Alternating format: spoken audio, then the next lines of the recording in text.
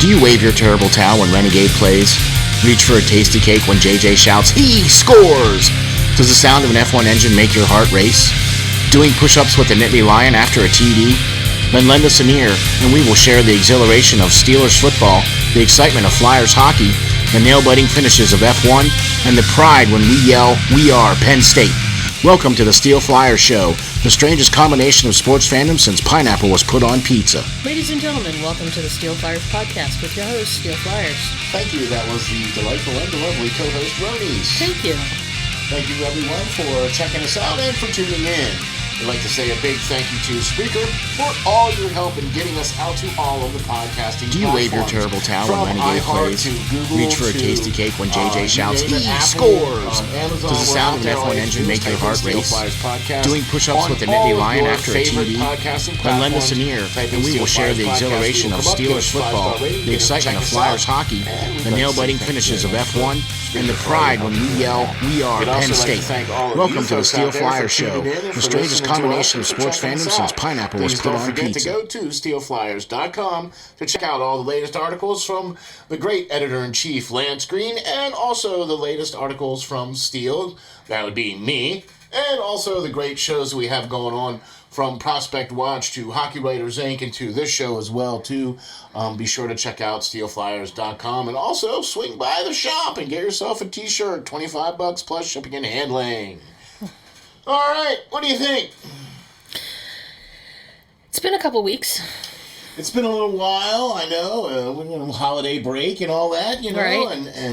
And we'd just like to say thank you to everybody for hoping everybody had a good Christmas and whatever you choose to celebrate, you know. Right. Yeah, you know. And hope everybody had a good time with some family and got some time off, or, you know, whatever. Just enjoy this time of the year. It's been an interesting sports month. Boy, howdy. Let's dive right in here, folks. We're season 2, episode number 32, and playoffs, peaches, World Juniors, and second place. And let's start off with your favorite and mine, the Pittsburgh Steelers, who, believe it or not, more on the not, but believe it or not, are still in the hunt for the playoffs. Playoffs? Doing my best Jim Mora impersonation. But they're still in the hunt. I can't believe they're still in the hunt, but okay. Now they beat Cincinnati.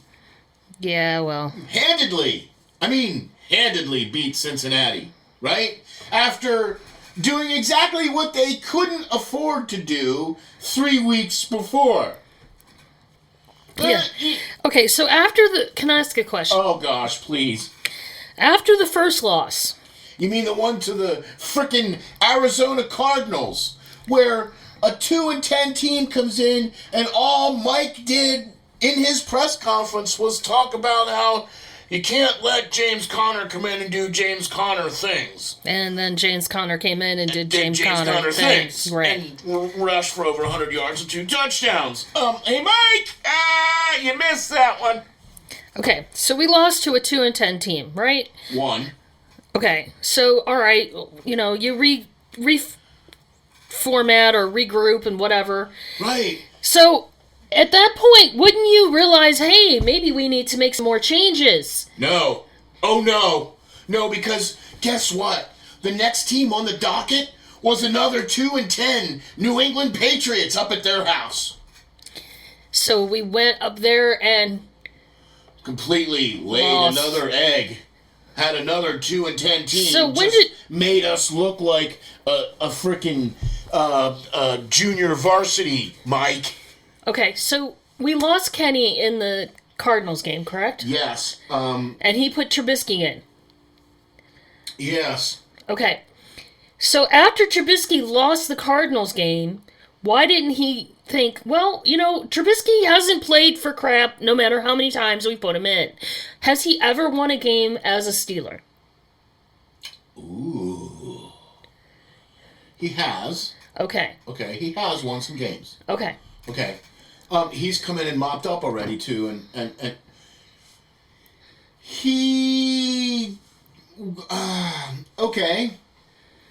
You would think that... He doesn't have the best track record. Well, okay. But he had to come in off the bench. He didn't have the full reps, so, hey, it's another 2-10 team. We should be okay. Trubisky's a little bit more, experienced. Healthy, maybe. Experienced than Kenny Pickett. And Kenny Pickett, we lost in the Arizona game with the ankle injury. Okay? He had surgery that subsequent, couple days after that.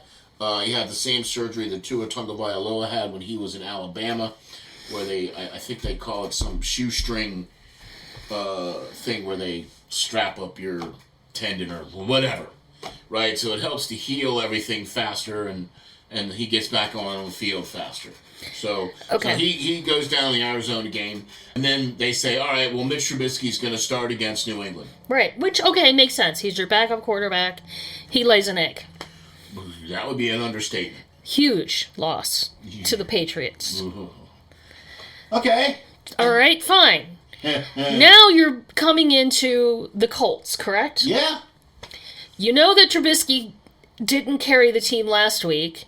You know that you're potentially... But we got, Minka Fitzpatrick came back for that game, and we had some defensive help come back. I mean, you know what I mean? And so, but we were thinking that, now that Matt Canada's been gone, we've been able to at least put yards up. Maybe not necessarily the points, but, no. Okay. That was just a wretched game from the first snap all the way through. 2 interceptions from Trubisky, and okay. So my question is, at halftime of the Colts game, do you see the game is going badly? You know it's not working. Maybe the adjustment could have been made. Maybe, hey, you know what? We're already losing. Throw Rudolph in. See what he can do. Something. Anything to try and salvage this bizarre season. No, we just let Mitch lose the game. All the way through, right? So, and then the following week, when it really isn't going to make that much of a difference. I know we're still technically in the hunt, but at this point it's... if somebody, trips over a stone and this guy blinks his eye, the left eye the right way, kind of thing. The Steelers are out, Right. So, you put in Mason, he comes back and kills. Oh, yeah. He played the best quarterback play of the season so far by a quarterback wearing a Steelers uniform against the Cincinnati Bengals. And won that game. I don't get it. I don't understand. Right. Okay. So... Because Mason Rudolph has never been that strong, which is why he's the third string quarterback. Okay. So... Trubisky is more of a... Okay, this is going to be one of those double entendres because this is going to be a complete line of BS. Where the Steelers wanted more of a mobile quarterback because of Ben not being a very mobile quarterback, so hence the Trubisky... When he was older and... Whatever. Hence the Trubisky, he's much better athlete as far as using his legs and whatever. The same thing with, Kenny Pickett. The problem is that their offense doesn't take advantage of the fact that each of those quarterbacks is more mobile, so most of the plays are all short or quick little screen plays or quick little out and up plays that don't require the quarterback to roll or scramble out. So if you have these quarterbacks that are supposed to be really good at being mobile and your offense isn't geared to take advantage of that fact, well then what does it matter? Right. You can plug anybody in there and they can sit back there and do whatever. Right. I mean... that's kind of where I'm coming from with this. You know what I'm saying? Okay. So now, here we go. Now, let's fast forward, right, to the game tomorrow. Yeah. Against the Seahawks, who are also 8-7. I think they're a stronger 8-7 than we are. That's a good argument. I mean, they're still 8-7, so, I mean, they're, But... one game above 500 is not exactly lighting the barn on fire, if you're getting what I'm saying. Yeah, I know. You know what I mean, right? So, okay. But the fact that the Steelers are still in the hunt because of the record that they have against the AFC North. Okay, there's 2 games left. Seattle Seahawks and Baltimore Ravens. As of right now, Mason Rudolph is slated to be the starting quarterback against the Seattle Seahawks, with Kenny Pickett potentially being inactive for the game. See, I think that makes sense. Just let him heal. But they say, quote unquote, they, meaning the whoever coaching else, staff, whatever, says that he's healthy and able to play / start, whatever. It's funny because I was talking to a friend of mine and we were talking about how, hey, we both think it's a great idea that, Mason Rudolph starts because he's the hot hand. And we both agreed that Mike Tomlin does not usually go with the hot hand. I mean, herein again, the fact that he is going with Mason Rudolph is completely out of character, completely un-Tomlin-like. Any other time it would be... I don't know. I think Tomlin's just time to retire. I think we need a fresh start. We need fresh coaches. We need a fresh team. We have a fresh team. That's just it, right? But here's the thing. It was the whole, okay, well, we're going to have a defense that bends but doesn't break. All right. Well, riddle me this then, bend but don't break. How is it that during the span of 3 weeks, you play 2 2-10 teams and a 7-7 team and give up 91 bloody points? That's a lot. And damn near 1,000 yards of offense.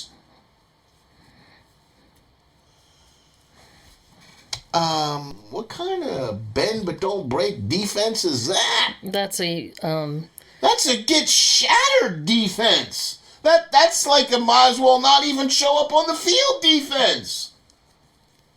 No, but I mean, seriously, you have 100-yard rushers, 2 300-yard passers, 100-yard receivers or 90-yard receivers, or the fact that you gave up that much offense and those many, and it's, I'm a little exaggerating. It's not quite 1,000, but it was quite a bit, though.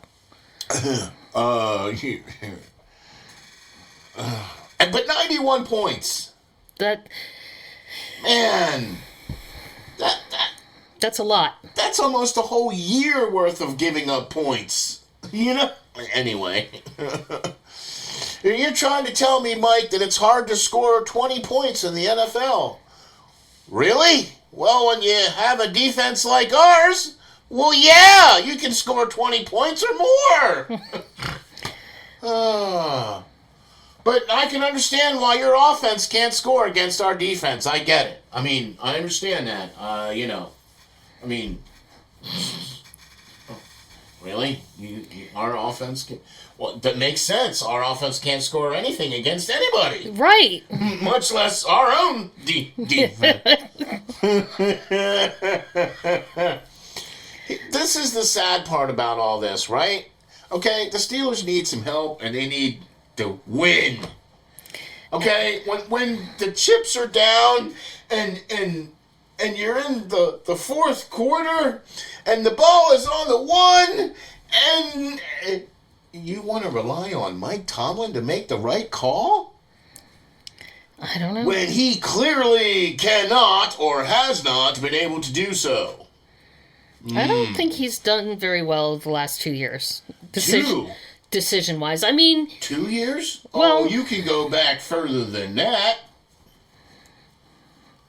I don't know. That's what I mean. I think we just need some changes. I don't think the Rooneys are going to do it, but I think we need some changes. You know what I mean? Okay. So they got rid of the offensive coordinator, and then they were able to show that the collective running backs coach and quarterbacks coach could put together an offense that put up 421 yards the following week, but only put up 16 points, but then eventually redeemed themselves and put up another chunk of yards and was able to score 34 points. Why are there such extremes? I don't understand. Exactly. Why is there no consistency? That's been a problem all season. There's absolutely no consistency. Okay, so as far as I'm concerned, there's two causes to that. Number one, do you have a scheme or do you have a plan in place that puts your skill position players in the correct position and time and place and space with the correct play during the correct situation? Most of the time this year, Mike Tomlin has failed in that particular regard, or his coaches have failed in that particular regard, because Matt Canada always seemed to have the wrong receiver catching the ball at the wrong times, at the wrong plays, at the wrong situations. Second and 13, and why are you doing a little bubble screen to Gunner? Or running the play. Why are you featuring a guy who's no longer on the team? Yeah. Now, these aren't the guys you're supposed to be featuring. You're supposed to be featuring guys like Najee Harris and Dante Johnson and Pat Freiermuth. What? We went 3/4 of a season without those guys getting a sniff. So you kind of, you dug your own grave kind of thing. You know what I mean? I know what you mean. I'm done listening to the same talk all the time in the press conferences. I'm done listening to what your quote unquote solutions are to situational ball or the whatever you think you got going on. Okay? It needs to happen. It needs to be sooner rather than later. The only problem is that it's going to be a Tomlin decision. Whenever he wants to leave is when he's going to leave. And right. So, it's not going to be up to the ownership. Right. And he's earned that. I'm not trying to say that he's not a Hall of Fame coach, because he has the same numbers as Bill Cowher. But when you look at the grand scheme of things and you look at the coaches that are in the Hall of Fame, most of those coaches have a pretty good playoff record. Yeah. It's not just, he's never had a losing season.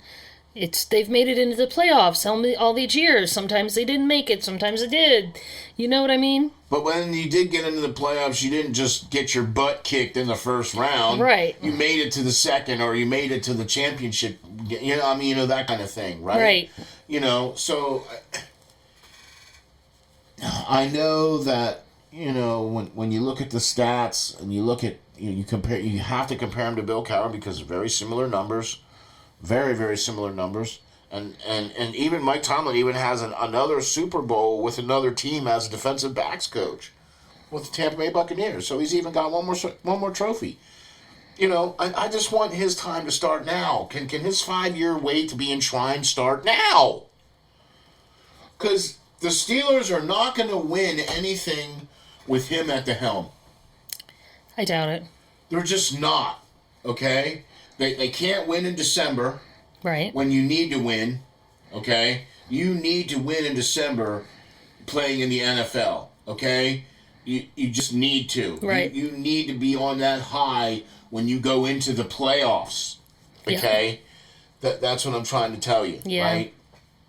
You can't be like that. You have to be consistent like that, because as you can see, the Cleveland Browns are going to make the playoffs this year. The Bengals are going to make the playoffs this year. Or the Ravens. Well, definitely the Ravens are going to make it, and definitely the Browns are going to make it, but it's going to be a toss-up whether or not Pittsburgh or Cincinnati. If Cincinnati wins out and Pittsburgh loses and other things happen, then they're going. if Pittsburgh wins and Cincinnati loses and other things happen, then Pittsburgh goes in. See what I mean? Right? Yep. All right. Pittsburgh is not in control of their own destiny. They had it in their grasp right before they were ready to play 2-10 teams in a row. And actually, it was 2-11 teams. The Patriots were 2-11 because they lost to the Chargers the week that the Steelers played the Cardinals. We should at least won one of those games. At least one of those games.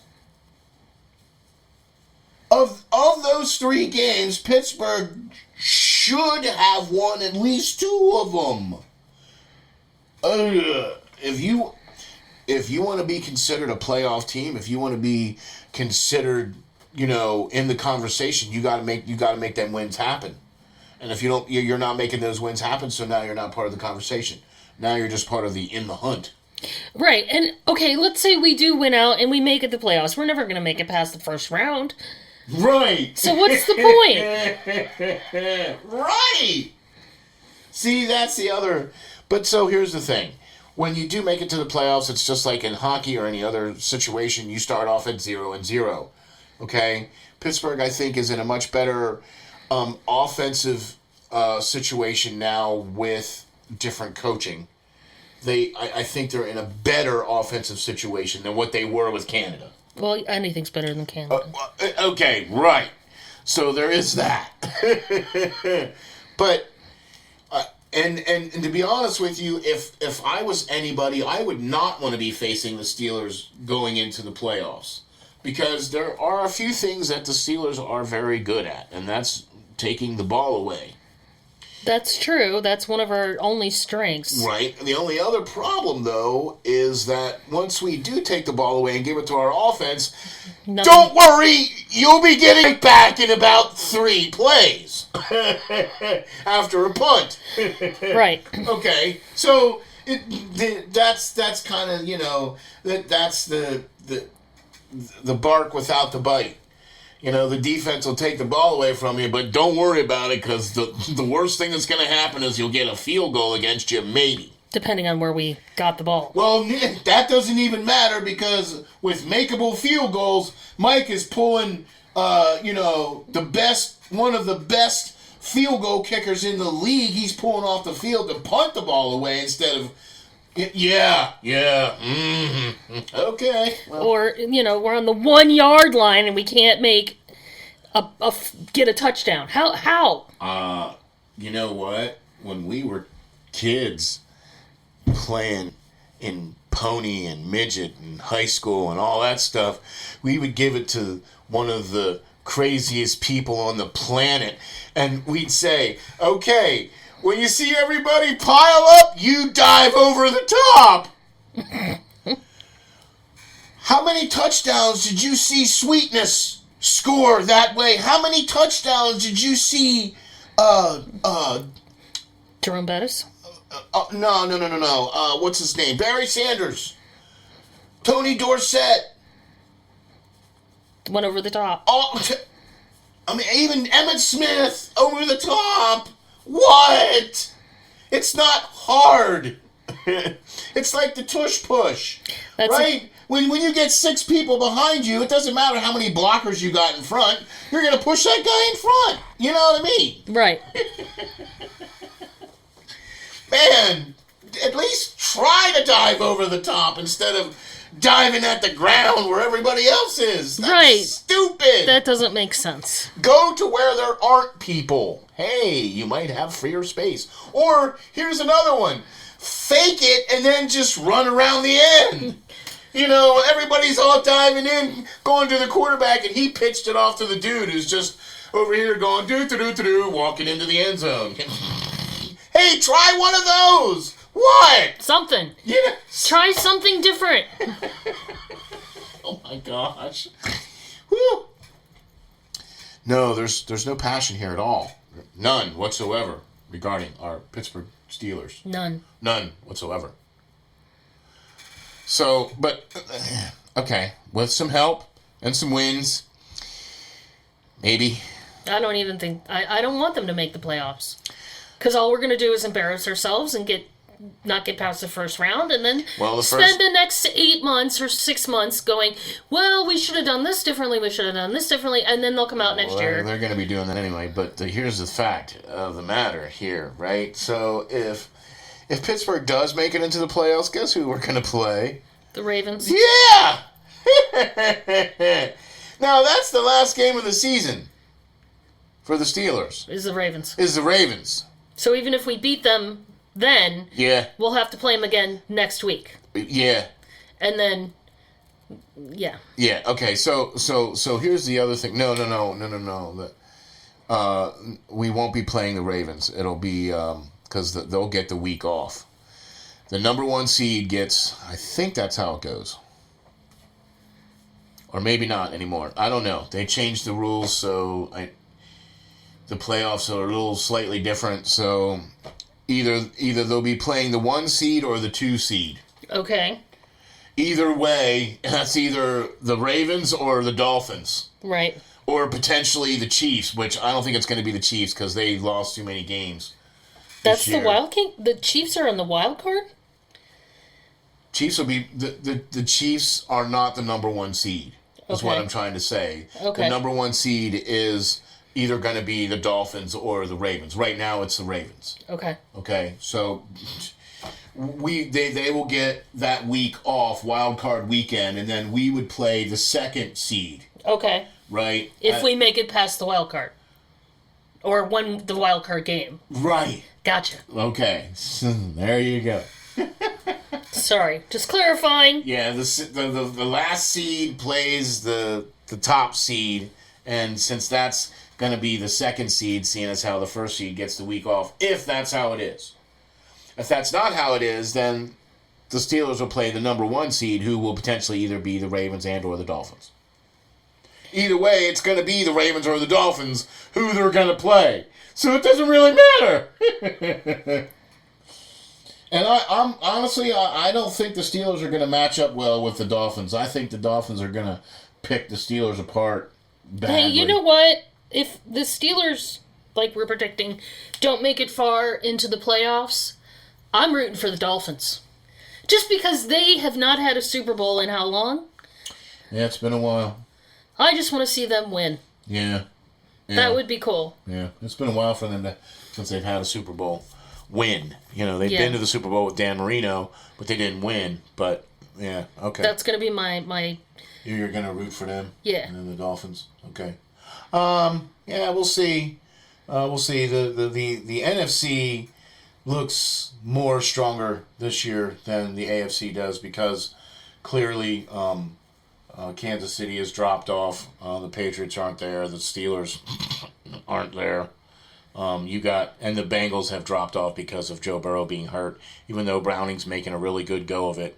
But they dropped off. Cleveland could potentially be potential. They've been putting it together a little bit this year. I can't believe I'm saying that about the about the Cleveland Browns.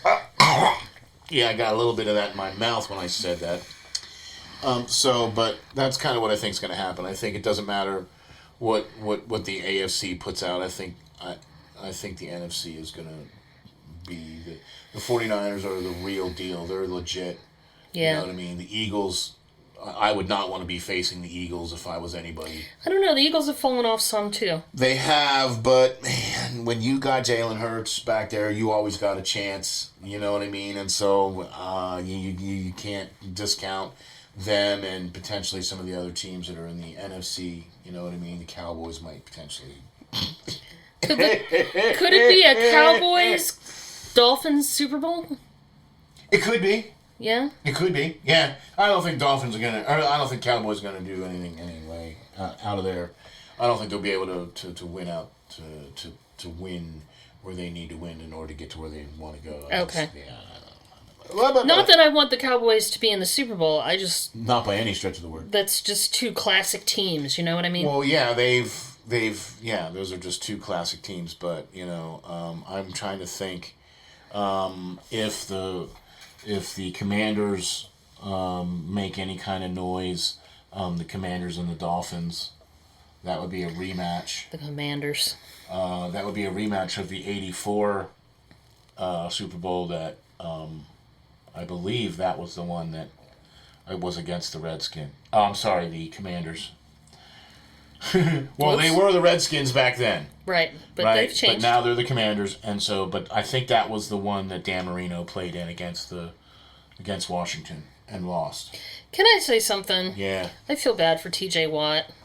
Yeah, he's never going to play on a playoff team, is he? No. I mean, he is such a talented player. He's so good. Defensive Player of the Year, as far as I'm concerned. He has... And he's playing for a team that's just not there.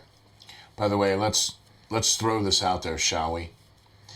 All this hype and all this talk about particular players being Defensive Player of the Year, and very little is being said of the leader of the pack being T.J. Watt. Right. And what I mean by leader of the pack, I'm talking about he's got more sacks, he's got more tackles for losses, he's got more solo tackles, he's got more interceptions, he's got more touchdowns, he's got more fumbles forced, more fumbles recovered. What? But yet nobody is saying peep or diddly about him being Defensive Player of the Year. I know. Well, right? Because he's not on a winning team. So? I mean, I know. It sucks. Sorry, I had to get that out there. By the way, T.J. Watt, best defensive player on the planet. And I'm not just saying that because he's playing for the Steelers. You could put him on any team. It wouldn't matter. Right. Right? It wouldn't matter. He can cover. He can stop the run. He can blitz. What? Right. I'm sorry, but it's like when you watch that movie, The Replacements, and the Jon Favreau guy that played the crazy guy on the team is like, get me the ball, get me the ball, get you the ball, get me the ball. Okay. And he sends him in and he gets him the ball. Get the ball. He brings it over to the coach. Here, I got you the ball.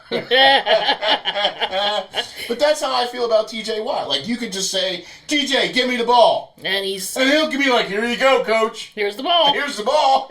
All right.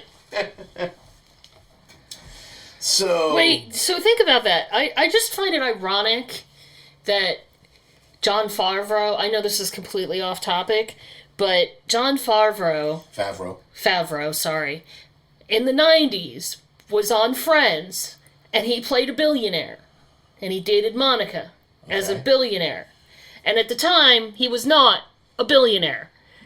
He is now. But he is now. Oh, yeah. So was that a self-fulfilling prophecy that he played a billionaire, so he became a billionaire? I just think it's funny. Okay, well, there you go. Anyway, so let's talk about something good. All right. Not that the Steelers aren't something good to talk about, but... They're just not. They don't bring happy, warm feelings. No, sharp and cold's not warm and fuzzies.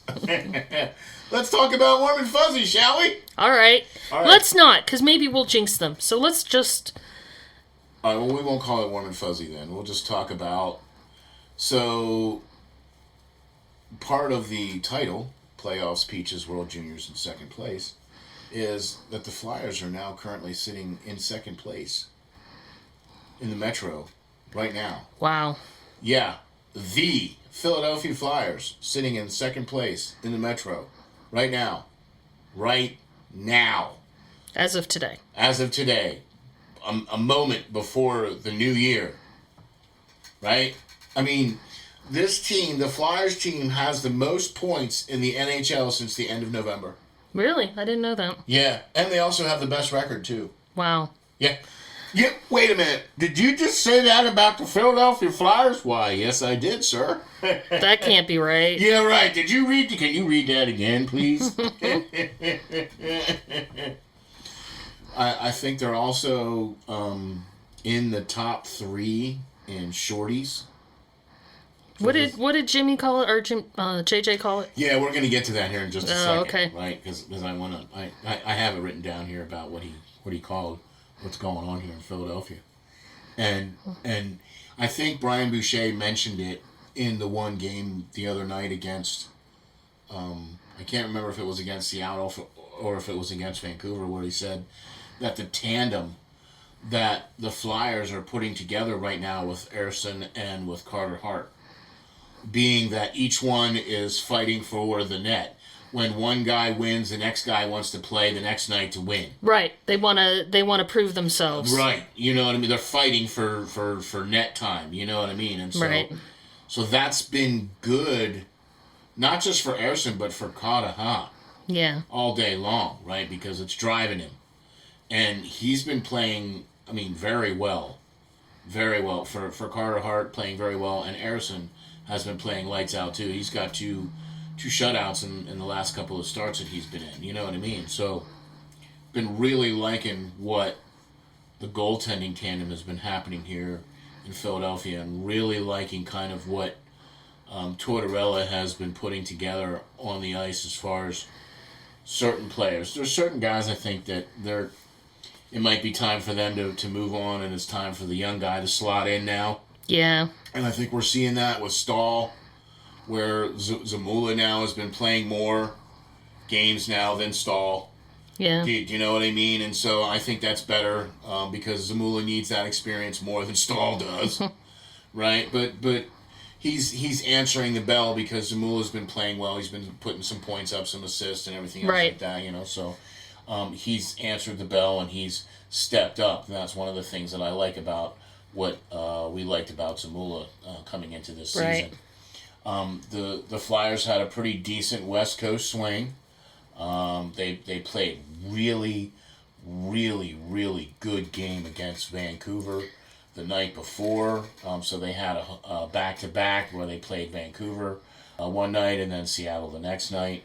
But they took it to Vancouver physically and on the score sheet 4-1. Got a power play goal in that game. Also got a shorthanded goal in that game. I think Jim Jaxson, our beloved friend and commentator for the Philadelphia Flyers, coined the power kill. Yeah, I like that phrase. As the Flyers scored another shorthanded goal against Vancouver. Right. To be, I believe in the third place now, or in the top 3 of shorthanded goals, and Konechny with his 4th of the season, right, to score that shorthanded goal. Yeah. And Jimmy coined it the power kill because, what? We have a better penalty kill than we have power play. We have more goals on the penalty kill than we do on the power play. That's weird. So I'm really with you on that, Jimmy. I really like the power kill. I'm going to call that from now on the power kill, because the Flyers really do shut you down. You might get set up, but you only get perimeter shots. You know what I mean? You don't get the point-blank shots that you used to get with the Flyers anymore now. You have to work. You have to. There's forechecking going on, and they're stopping you at the blue line. They're standing you up at the blue line. You know what I mean? They're not just letting you skate in. So definitely improvements on the power kill for the Flyers this year for sure. I noticed something this year that I haven't seen in a while. Yeah, you mentioned it the other night when we were watching the game. Yeah, there seems to be more of I don't know if it's a team spirit or just a motivation. Like, they're going after the people that are, harassing the goalie or, take a bad hit. There's been some fights and some... Exactly. Some snarls, some grit. Some conversations. Yeah, conversations. The other thing I've noticed about this team is they're not giving up. The last couple of years, if they got behind like 1 or 2 goals, they were done. Yeah. They just were out there skating around. Okay, let's just get this game done. I want to go get a drink. Exactly. And I don't know exactly, but I've seen them come back several times and either tie the game up and go to overtime or actually win the game. They don't give up, and that's a different attitude. Exactly. Are you listening to this, folks? Are y'all hearing this? Right? This is not coming from me.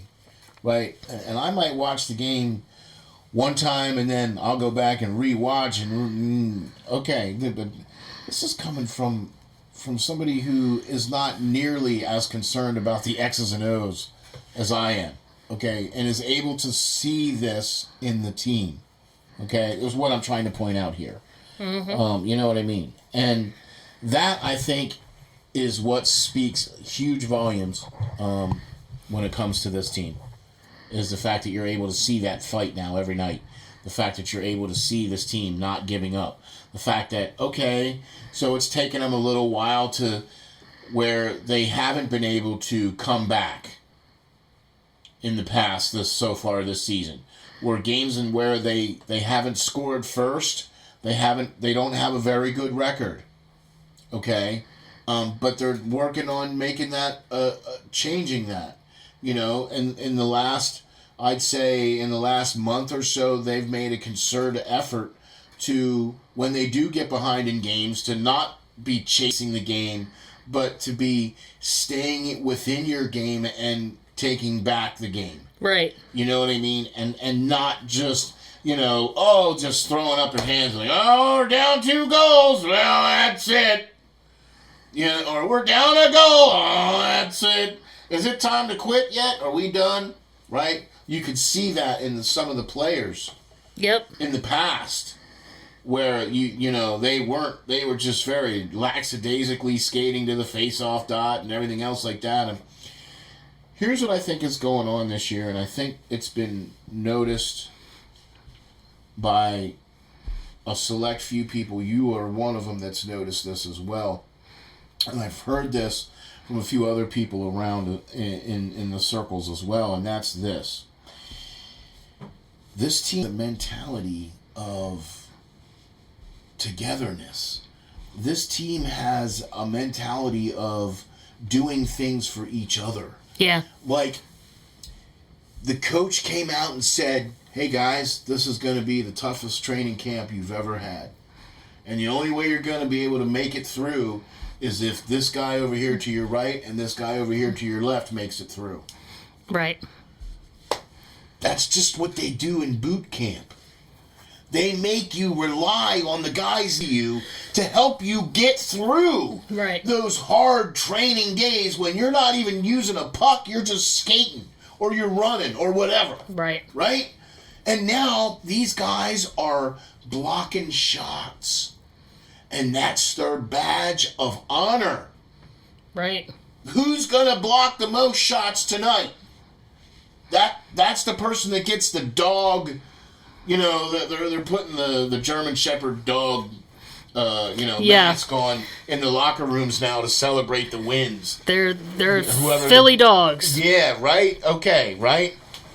So whoever gets to wear that, okay, so that's their badge of honor now. Right. That brings teams together. That brings players together. That makes them want to fight and play for each other. Right. You know what I'm saying? So that is the difference that you're seeing now on the ice and for each other. Right. Do you know what I mean? When there's a questionable hit, yeah, you can darn tootin', man. Cam Atkinson is dropping gloves. Right. I mean, Cam Atkinson. Right? He saw it dirty and he's dropping gloves. Like, guys that you wouldn't normally see are blocking shots. Standing in the lanes, doing the dirty things that you got to do to win the games that you need to win. Right. Games now are important to win because when you get to the later stages of the season, when you need those points to stay in second place, third place, or whatever place you're in, or to stay in the playoff race or whatever, you need to have those early wins and garner those early points. Because then you're not killing yourself to get to the playoffs, and then you get to playoffs and you're too tired to play. Exactly. When the All-Star break comes, you get to actually have a break. Right. Anyway, but been really liking what I'm seeing out of the Flyers this year. We've talked about it extensively on the Hockey Writers Inc. Got to go check that out. Go to SteelFlyers.com/links/Hockey Writers Inc. Check that out. Or you can go to YouTube and check it out. Or you can go to Facebook. Or you could go to any one of your podcasting platforms and type in Hockey Writers Inc. And it'll come up and you'll be able to check us out and listen to Lance, the editor-in-chief, the writer of all the great articles on the SteelFlyers.com website. So be sure to check that out. He's got some latest articles out there for sure. You got to go check out. One about an upcoming topic that we're going to talk about here, the World Juniors, and some great insight on some of the players that are playing in the World Juniors right now. So go to SteelFlyers.com and check it out. And we're going to move on to some more good news. I like good news. How about that? Let's talk about the Penn State football team. Yay, they're playing the Peach Bowl. Yes, the Chick-fil-A, wait a minute. It is the Chick-fil-A Peach Bowl.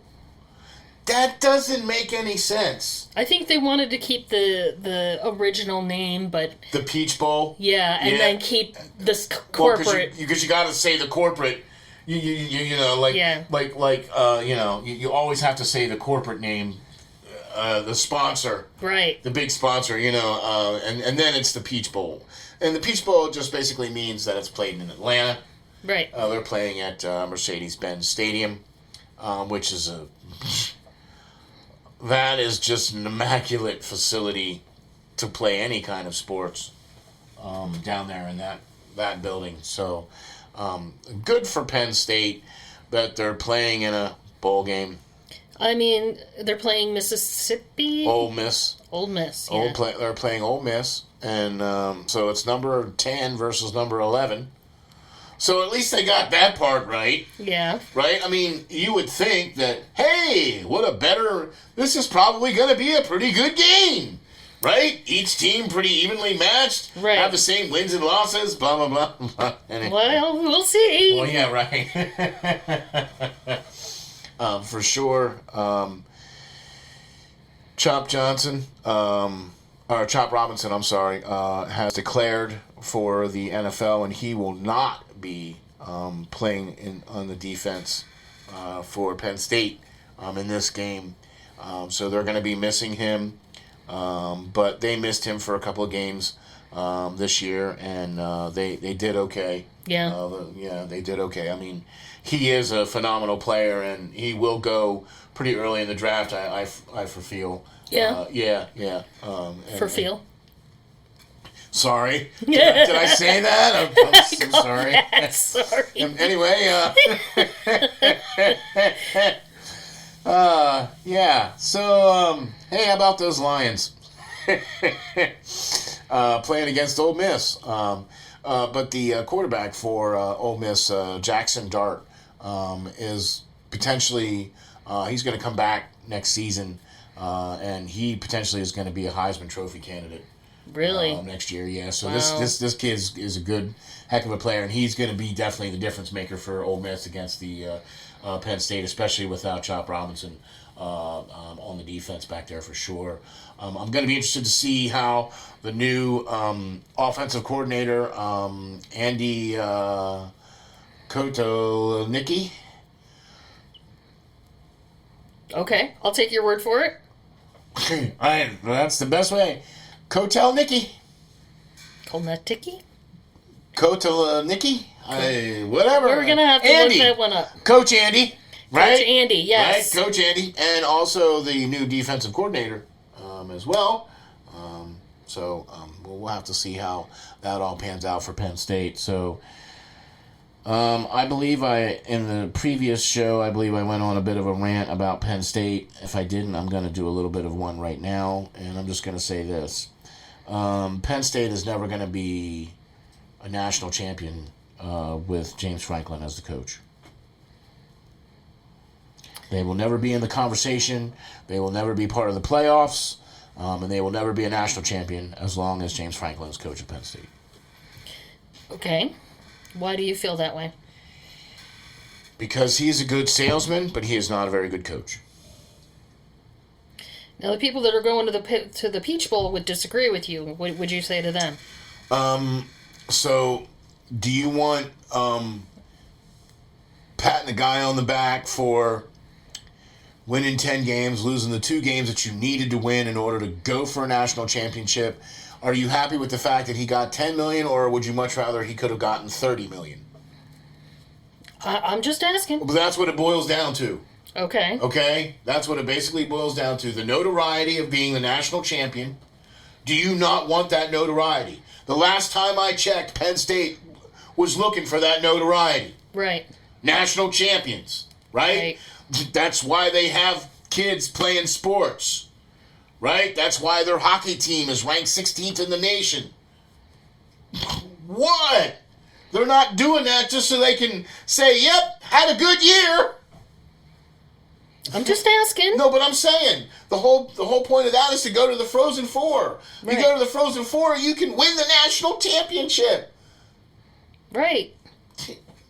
That's great for recruitment. It's great for team support. You're right, and alumni and all that. It's good for the university and But let's not root and the fans. Let's not shoot for that. Let's just shoot for mediocrity. Hey, we made it to a bowl game this year. All right.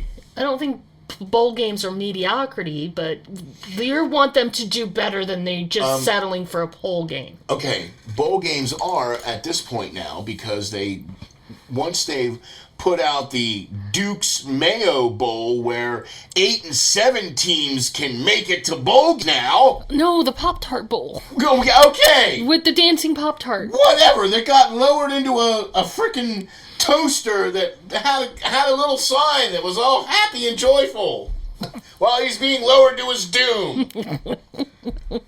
Seriously. I would much rather walk into the Penn State University and see glass footballs. Yeah, I know. Okay, that's national championship titles. Yep. Right?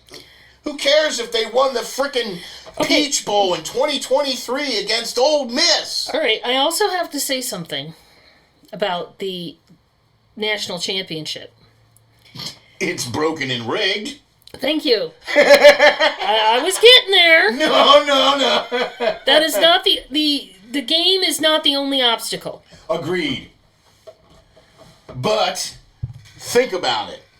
If you remove that obstacle from the conversation, then it does tend to make it easier for you to slot, say, a Penn State team in to one of those 4 games that's happening with the top 8. Yeah, I know. You get what I'm saying? But you know what I mean. That's what I'm saying. Okay? Is it great that Penn State had a winning season? Yes. That's like saying Tomlin's not had a losing season. Yet, for 5 years in a row now, we haven't made the playoffs or whatever. Or we're out in the first round. Okay. And you went 5 years in between that for the last time you were at the playoff. You know what I mean? Right. Right? So, no. I want to see national titles. I want to see national championships. Okay? If you're an alumni and if you're a fan, you want to see that too, because that means good things for your school. Right. Right? Because when you do that on a consistent basis, that means that recruiting basically takes care of itself, because everybody then wants to come and play for you. Right. If you're winning national titles, why do you think everybody wants to go and play for Alabama? Right. Why do you think everybody wants to go play for the SEC schools? Because they win national championships. Right. Exactly. Why do you see some of the best quarterbacks coming from the South? Because they're recruiting them. Well, you're not seeing them coming out of Penn State, are you? No. No. I was asked this the other day. What was the last quarterback to come out of Penn State that was even remotely anything decent in the NFL?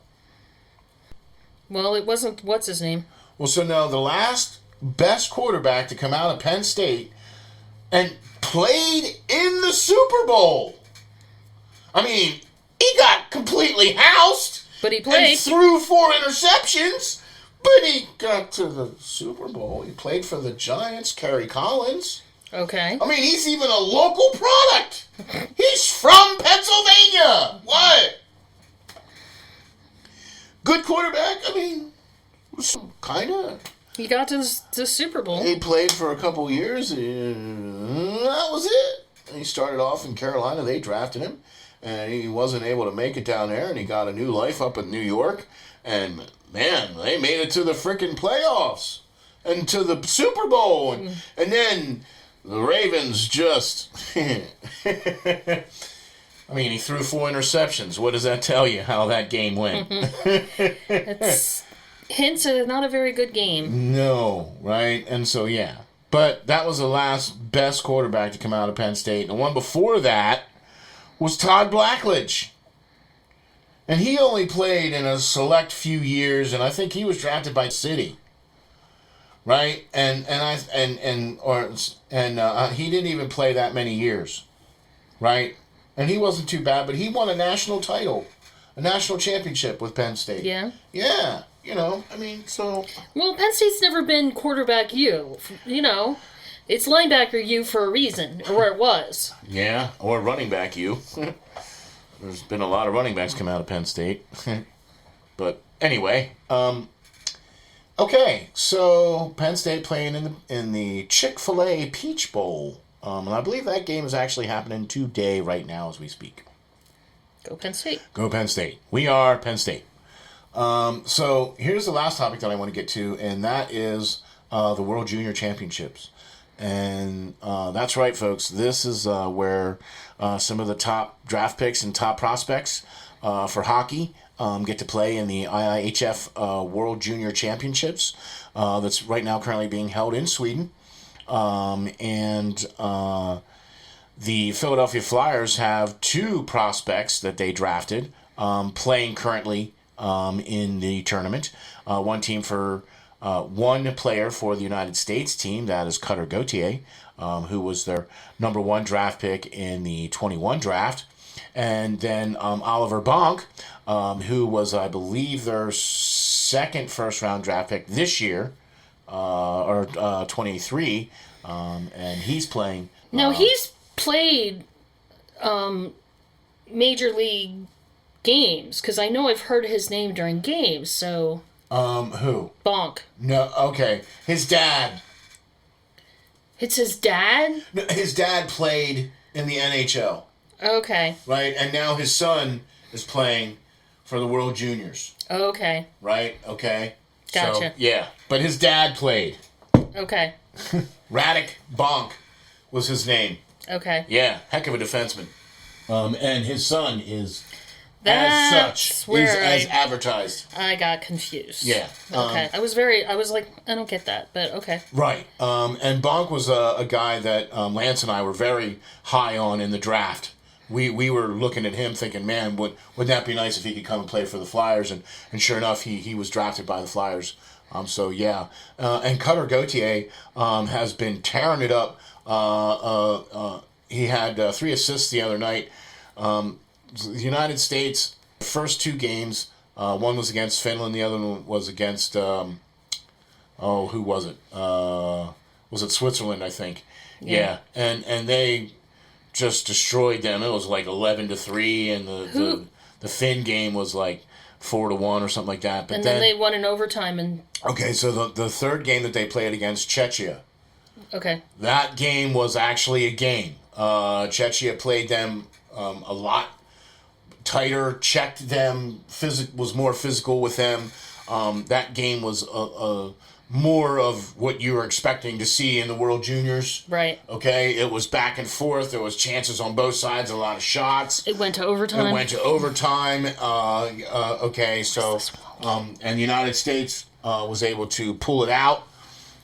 So it was a great win for the United States in the round robin play. So they're 3-0. That's great. Right, they have one more game against, I believe it's Latvia, I think, on Sunday. Okay. Right? I think that's the game on Sunday. I can't remember who that is, but they do play one more game for the round robin on Sunday, and then they start the next day. Okay. Okay. And they wrap everything up by, I think, the 5th. or 6th is when they're playing for the gold medal, and the medal games are the 5th and 6th. Okay? Mm-hmm. So, but United States 3-0 right now in their group. That's great. Yeah. So, and then, hey, how about this, man? Canada dropped the game against Sweden. Man, that's surprising, actually. That is very surprising, but Sweden, boy, they got the team. Oh, man. They're also the host nation this year for the World Juniors as well, too. Okay. So, but, boy, they got a really good team out there. Their goaltenders are really good over there in Sweden.